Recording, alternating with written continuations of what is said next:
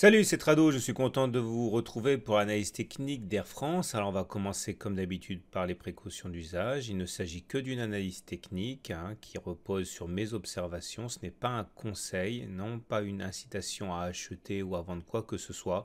Il faut connaître le profil d'investisseur d'une personne avant de lui recommander de faire quelque chose. Ce n'est pas mon cas, donc il faut prendre simplement ce que je fais comme une étude à portée pédagogique, mais pas un conseil en investissement. Voilà. Alors Air France KLM a connu un dénouement hier avec la démission de son PDG. Et forcément une nouvelle ère s'ouvre pour le court terme, le moyen terme, avec une nouvelle présidence qui devrait arriver. Certains voient dans cette démission une bonne nouvelle, comme effectivement le fait qu'une nouvelle présidence devrait arriver avec peut-être une écoute plus attentive des syndicats. Il y a un déblocage de la situation qui a quand même coûté 300 millions d'euros à Air France. D'autres voient cette démission comme une annonce de jours très sombres. En tout cas, on va voir ce que nous dit l'analyse technique. Alors l'analyse technique nous dit qu'effectivement pour l'instant la tendance au regard de l'Ishimoku elle est neutre. Elle est neutre parce que vous voyez le nuage qui est là, il vient de twister. Et quand on twist, eh bien ça signifie justement que la tendance elle est neutre. Elle a été haussière, maintenant elle ne l'est plus. Elle n'est pas encore baissière. Par contre, on regarde la moyenne mobile à 20 semaines, pas de doute, la tendance elle est baissière puisqu'on est en dessous d'une moyenne mobile à 20 semaines qui descend. Remarquez la hausse des volumes très très très importante à laquelle on a assisté la semaine dernière.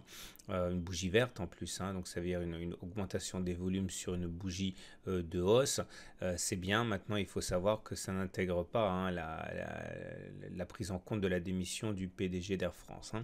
Alors à titre purement pédagogique, regardez le magnifique double top auquel on a assisté sur Air France, qui explique d'ailleurs la hausse de la semaine dernière, puisque vous prenez les deux sommets, vous prenez la ligne d'eau, vous reportez la hauteur en dessous, ça vous donne précisément le niveau sur lequel on a assisté à des rachats importants. Autrement dit, il y a beaucoup de traders qui sont rentrés sur le ralliement de cet objectif baissier.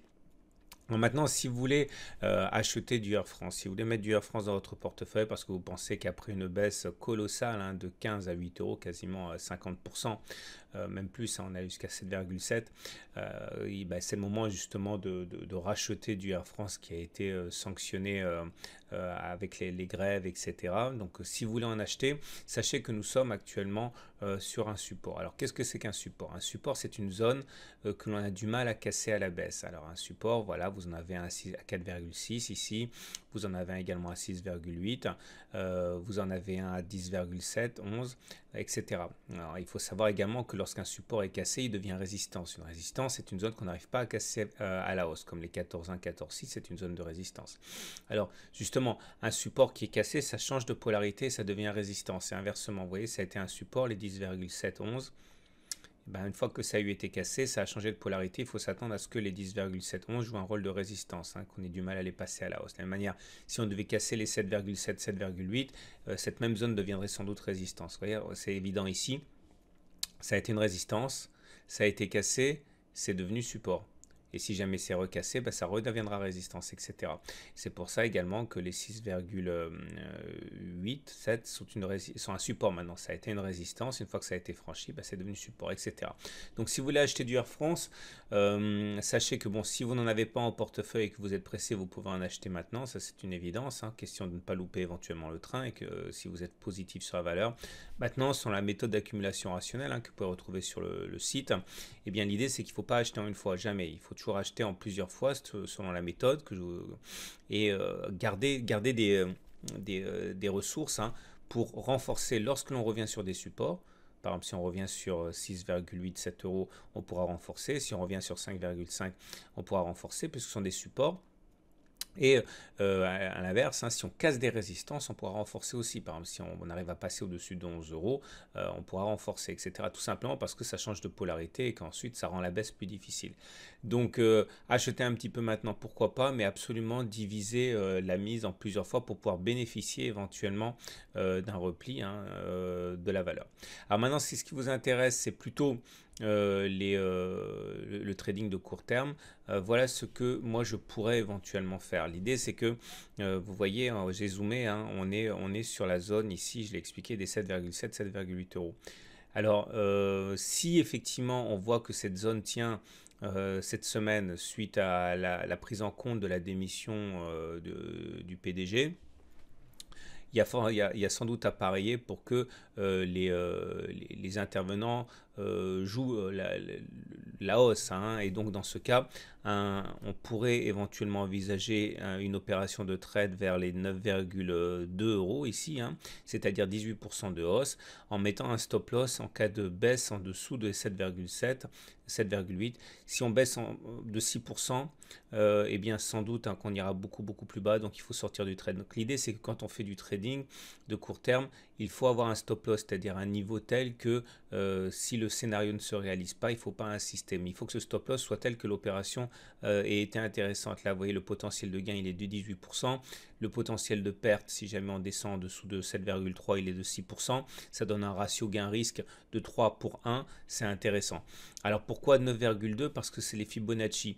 Lorsqu'on prend toute la jambe de baisse qu'il y a eu, on sait, hein, qu'on a tendance à avoir des niveaux qui vont jouer un rôle de résistance, de pivot, notamment les 23,6% de Fibonacci. Ici, à 9,2, c'est le premier niveau et on risque d'avoir des difficultés passagères ou pas, hein, pour passer ce niveau. Donc, c'est pour ça que j'ai fixé ces 9,2 euros là.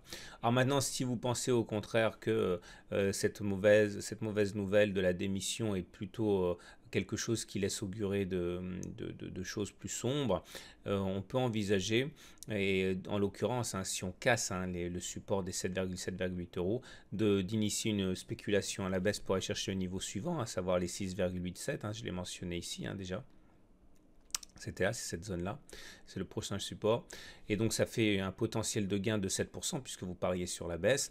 Et là aussi, il faudrait mettre un stop loss au moins à 3%, hein. C'est-à-dire si on revient au-dessus des 7,7, 7,8 après en être descendu, il est probable que l'on augmente assez furieusement vers les 9,2. Donc il faut limiter la casse, hein, si vous avez spéculé à la baisse. Et là aussi, le ratio gain-risque, il est intéressant. Il est de 2 pour 1. Ça vaut le coup.